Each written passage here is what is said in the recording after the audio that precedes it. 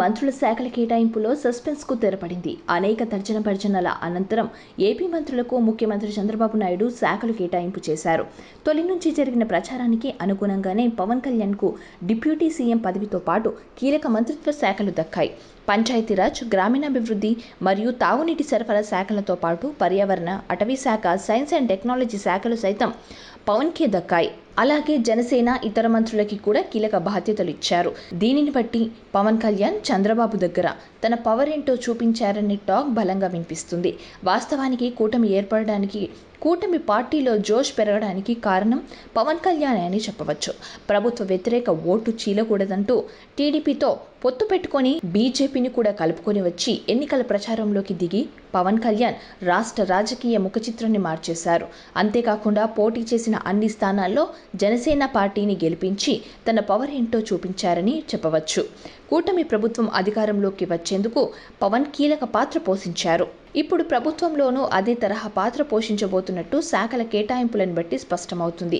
వాస్తవానికి కూటమి అధికారంలోకి వచ్చిన దగ్గర నుంచి బాబు కంటే ఎక్కువగా పవన్ కళ్యాణ్ హైలైట్ అవుతున్నారు. ఎన్డీఏ సమావేశంలో ప్రధాని మోదీ తుఫాన్గా అభివర్ణించడం, మీడియా కూడా పవన్ కళ్యాణ్కి మ్యాన్ ఆఫ్ ది మ్యాచ్ అనే న్యూస్ ఇవ్వడం, ఇక చంద్రబాబు ప్రమాణ స్వీకార సభలో పవన్, చిరంజీవి మధ్యలో నిల్చొని మోడీ చేతులు పైకెత్తిన దృశ్యం పవన్ని హైలైట్గా నిలబెట్టాయి. ఇక బాబు కూడా తనని కష్టకాలంలో ఆదుకొని పార్టీ పరిస్థితి ఆగమ్య గోచరంగా మారిన పరిస్థితుల్లో అండగా ఉన్న పవన్ కళ్యాణ్కి అధిక ప్రాధాన్యత ఇస్తూ వచ్చారు. ఇప్పుడు శాఖల కేటాయింపులోనూ అదే ప్రాధాన్యత ఇచ్చారు. పవన్ కళ్యాణ్కి ఏకంగా 5 శాఖలు ఇచ్చారు. డిప్యూటీ సీఎం అనేది కలుపుకుంటే 6 అవుతాయి. అలాగే కూటమిలో జనసేనకు కూడా కీలక శాఖలు దక్కాయి. 3 మంత్రులకు ఏకంగా 10 శాఖలు కేటాయించారు చంద్రబాబు. పవన్ కళ్యాణ్ కు 5 శాఖలు ఇచ్చారు. నాదెండ్ల మనోహర్ కు పౌర సరఫరా శాఖ, వినియోగదారుల శాఖ లభించింది.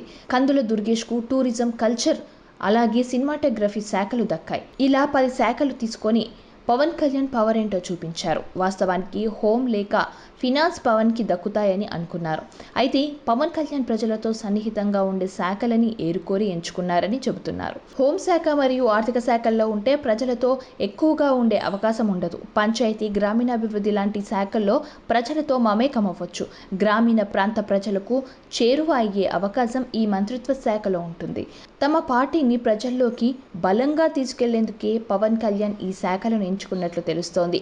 అలాగే పర్యావరణ, సైన్స్ అండ్ టెక్నాలజీ, అటవీ శాఖలను కూడా ఆసక్తితో ఎంచుకున్నట్లు సమాచారం. మరియు ఆయా శాఖల్లో పవన్ కళ్యాణ్ తన మార్క్ ఏ విధంగా చూపిస్తారో అనేది చూడాలి.